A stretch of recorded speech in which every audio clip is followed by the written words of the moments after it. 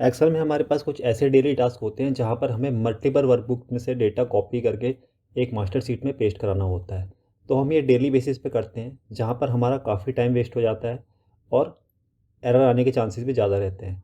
तो इस वीडियो में हम देखने वाले हैं एक ऐसी एक्सेल मैक्रो जहाँ पर हम एक मैक्रो क्रिएट करेंगे और मल्टीपल वर्कबुक में से डेटा को कॉपी करके एक मास्टर शीट में पेस्ट कराएंगे। तो देखते हैं वो सिंपल ट्रिक। हमें क्या करना है, एक मास्टर शीट क्रिएट करनी है। जैसा कि आप देख सकते हैं मेरे पास कुछ हेडर्स हैं। इस वाले टेबल के अंदर मुझे अदर वर्कबुक में से डेटा लेके आना है सेल्स का। मेरा जो डेटा है वो इसी फॉर्मेट में है सारी वर्कबुक में। मेरे पास अभी एक सैम्पल में दिखा देता हूँ आपको, जो कि सेम हेडर्स हमारे अदर सीट में भी हैं। ठीक है, हमारे पास अभी 3 फाइल रखी डमी के लिए। मान लीजिए आपके पास 100 फाइल्स हैं या उससे ज़्यादा फाइल है, उस कंडीशन में भी आप सेम ही लॉजिक अप्लाई करेंगे। तो हम स्टार्ट करते हैं कि कैसे हम उस मैक्रो को क्रिएट कर सकते हैं। सबसे पहले आपको एक मास्टर शीट क्रिएट करनी है, फिर आपको डेवलपर में जाना है और यहाँ पर विजुअल बेसिक में जाना है। विजुअल बेसिक में जाने के बाद आपको इंसर्ट में जाना है और मॉड्यूल में जाना है। मॉड्यूल क्रिएट करने के बाद हम यहाँ पे एक मैक्रो क्रिएट करेंगे। मैक्रो क्रिएट करने से पहले अगर आपको कोडिंग का बिल्कुल भी नॉलेज नहीं है, बेसिक नॉलेज भी नहीं है, तो आप www.excelautomation.in पे एक बार चेकआउट कर सकते हैं, जहाँ पर मैंने कंप्लीट ट्यूटोरियल दे रखा है कैसे बेसिक कोडिंग के लिए आप वहाँ से नॉलेज ले सकते हैं और अपनी कोडिंग की जर्नी को स्टार्ट कर सकते हैं। तो चलिए देखते हैं कि कैसे हम यहाँ पर मैक्रो लिखेंगे। तो सबसे पहले आपको लिखना है सब रूटीन। सब रूटीन को पूरा नहीं लिखना है, सब लिखना है और अपना जो भी मैक्रो होगा उसका नाम देना। हम यहाँ देते हैं combine multiple seat, multiple workbook करते हैं यहाँ पर और ब्रैकेट क्लोज करके एंटर करते हैं। अब जो मैक्रो लिखना है हमें सब और एंड सब के बीच में लिखना है, क्योंकि जो मैक्रो स्टार्ट होगा इधर से होगा और एंड यहाँ पर हो जाएगा। अब हमें क्या करना है, एक वेरिएबल डिफाइन करेंगे यहाँ पर। पहले हम मास्टर सीट के लिए वेरिएबल डिफाइन करेंगे, डिम WS। जो आपका वेरिएबल होगा वो उसका नेमिंग कन्वेंशन इतना क्लियर होना चाहिए ताकि आप इस कोड को रीड करें कुछ महीनों बाद तो आपको समझ में आ जाए कि ये कोड में हमने क्या लिखा था। तो हम लिखेंगे यहाँ पे WS जो है स्टार्टिंग पॉइंट, वो है एक वर्कशीट के लिए WS master seat S worksheet.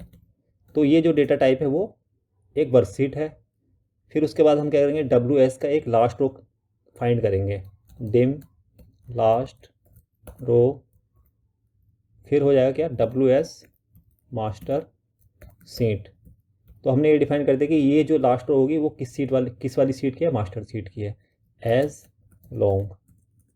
अब हम क्या करेंगे, जो हमारी अदर्स फाइल है जहाँ से हमें डेटा कॉपी लेना है, तो उसके लिए भी हम वेरिएबल सेट कर देंगे यहाँ पर। डिम, उसका हम दे देंगे workbook WB as workbook.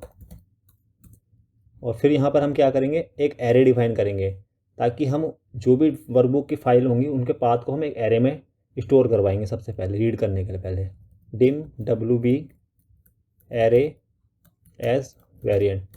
Variant data type क्या होता है, इसमें सारी किसी भी तरह की जो वैल्यू होती है वो स्टोर हो जाती है, जैसे कि न्यूमेरिक हो गई, स्ट्रिंग हो गई, सब तरह की यहाँ पे वैल्यू यहाँ पे स्टोर हो जाती है, इसलिए हम यहाँ पे इसको वेरिएंट कर रहे हैं।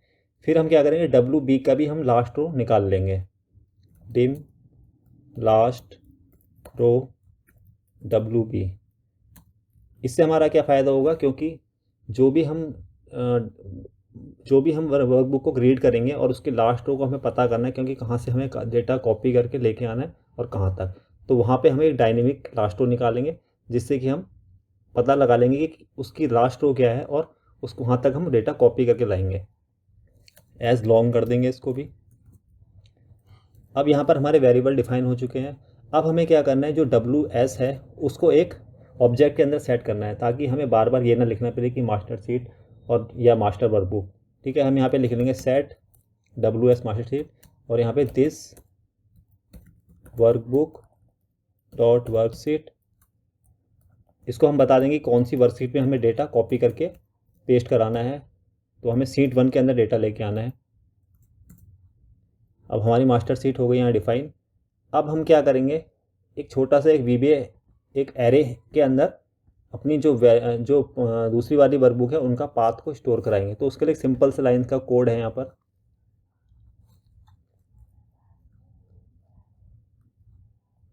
इसको मैं यहाँ पे पेस्ट करा देता हूँ।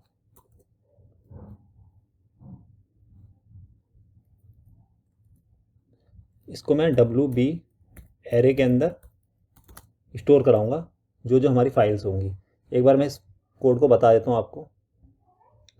यहाँ पर जो WB एरे है वो application dot gate open files, वो क्या करेगा, वहाँ से फाइल ओपन कराएगा।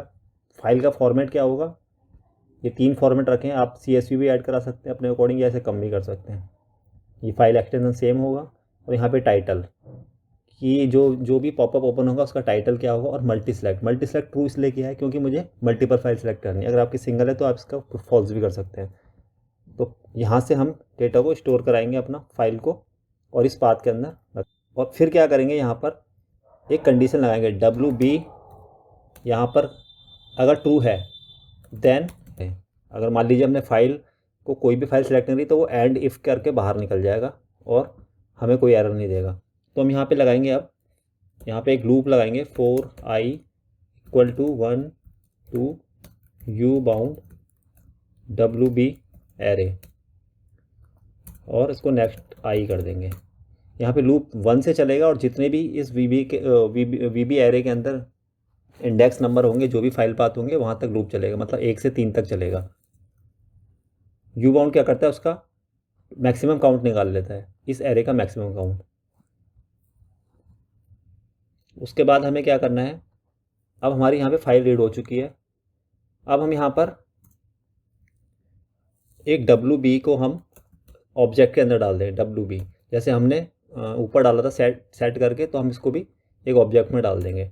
WB सेट WB = क्या हो जाएगा हमारा, वर्क बुक डॉट ओपन, क्योंकि जो हमें पाथ मिला था उसको हमें अब ओपन कराना है। यहाँ पर हम WB को ले लेंगे और इसको ब्रैकेट क्लोज करके यहाँ पर I डाल देंगे। ठीक है, क्योंकि ये I की वैल्यू 1 मिलेगी, मतलब वर्कबुक जब ओपन होगी तो VB एरे में से वो फर्स्ट वाले पाथ को उठा लेगा जो भी फाइल का लोकेशन होगा और उसको सेट कर देगा WB के अंदर। यहाँ पर हमने अब हम इसका पूरा यूज़ ना करके हम बस WB का यूज़ करेंगे, मतलब वो फाइल हमें ओपन हो चुकी है यहाँ पर। अब हम लगाएंगे कि उस वर्कबुक के अंदर कितनी फाइल्स है, मतलब सीट्स है। तो वहाँ पे लगाएंगे for each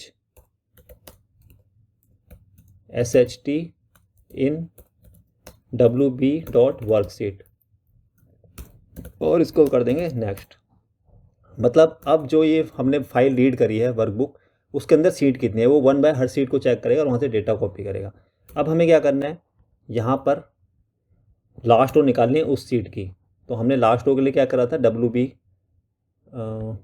last row WB। ठीक है, यहाँ पे हमें उसकी लास्ट रो चेक करनी है, इस सीट की क्या है, सीट की डॉट सेल्स रोज डॉट काउंट और 1, कौन से कॉलम में, 1 में। और उसके बाद करना है एंड एक्सएलअप डॉट रो।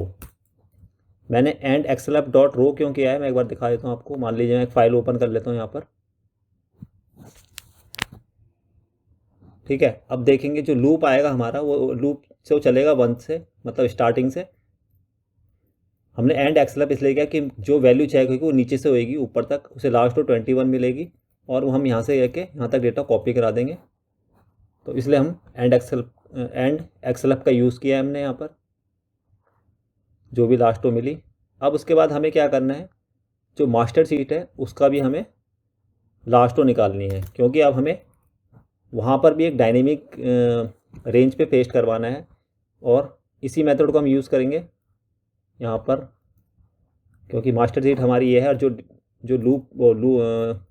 जो कंडीशन चेक होगी हमारी अप से डाउन से अप होगी, जो भी कंडीशन चेक होगी डाउन से अप होगी।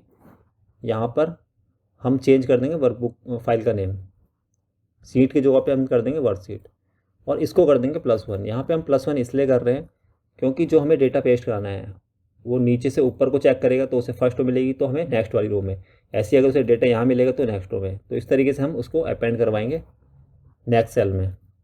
तो यहाँ पर हमने लास्ट रो भी फाइंड कर लिया। अब हमें क्या करना है, जो भी हमारी वर्कबुक थी जो हमने सीट में से डेढ़ वो निकाली थी, तो हम इसमें से क्या करेंगे, कॉपी करेंगे उसकी रेंज को। डॉट रेंज क्या थी हमारी, A2 से थी और कॉलम E तक थी। और एंड ले लेंगे हम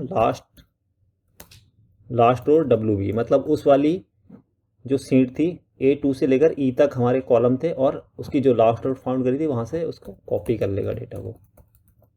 ठीक है, अब हमने कॉपी कर लिया। अब हमें क्या करना है, मास्टर शीट के अंदर पेस्ट कराना है। तो अब हम यहाँ पे लिख लेंगे wsheet.paste special excel values. Excel value हम इसलिए कर रहे हैं क्योंकि हमें वैल्यू कराना है, कोई फॉर्मेट नहीं करवाना है। ठीक है, अब हमारे यहाँ डेटा पेस्ट हो चुका है। तो यहाँ तक हमारा जो लूप था वो 1 बाय 1 हर सीट को चेक करेगा, वहाँ से डेटा उसके लास्ट को चेक करेगा दोनों की, और यहाँ से कॉपी करेगा और यहाँ पेस्ट कराएगा। अब हमें यहाँ पर क्या करना है, इसकी WB जो थी, हमने जो वर्कबुक ओपन थी, तो हमें उसे क्या करना है, यहाँ पर हम क्लोज़ करा देंगे इसको। यहाँ पे क्लोज़ कर देंगे ना, यहाँ पर हम करेंगे दिस। जब हमारी पूरा ये जो लूप कंप्लीट हो जाएगा उसके बाद हमें क्या करेंगे, दिस जो भी हमारी मास्टर शीट है वर्कबुक डॉट सेव कर देगा वो। ठीक है, एक बार अब हमारा कोड रेडी हो चुका है। एक बार हम इसको रन करके देखेंगे। हम जाएंगे यहाँ पर, रन करेंगे इसको और सीट सारी सिलेक्ट करेंगे। और अब यहाँ पर हमें ये एरर दे रहा है, तो हम इसे डिबग करेंगे किस तरीके से एरर दे रहा है। तो एक हमने यहाँ पर इसको कर देते हैं इज एम्प्टी,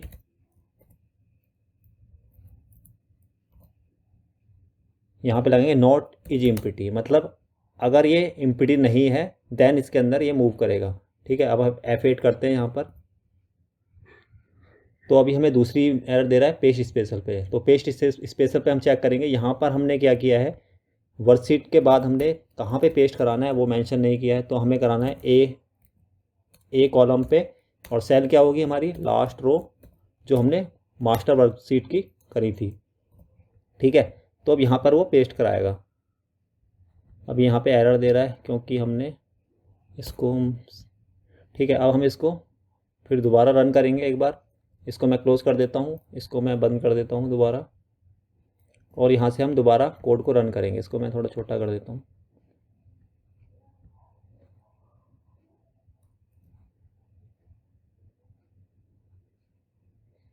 ठीक है, अब हमारा कोड रन कर रहा है। तो इसने 1 बाय 1 सारी वर्कबुक को ओपन किया और वहाँ से डेटा कॉपी करके हमारी इस मास्टर शीट में पेस्ट करा दिया है। इस तरीके से आप कितनी भी मल्टीपल वर्कबुक का डेटा कॉपी करके अपनी मास्टर शीट में पेस्ट करा सकते हैं। Thank you for watching.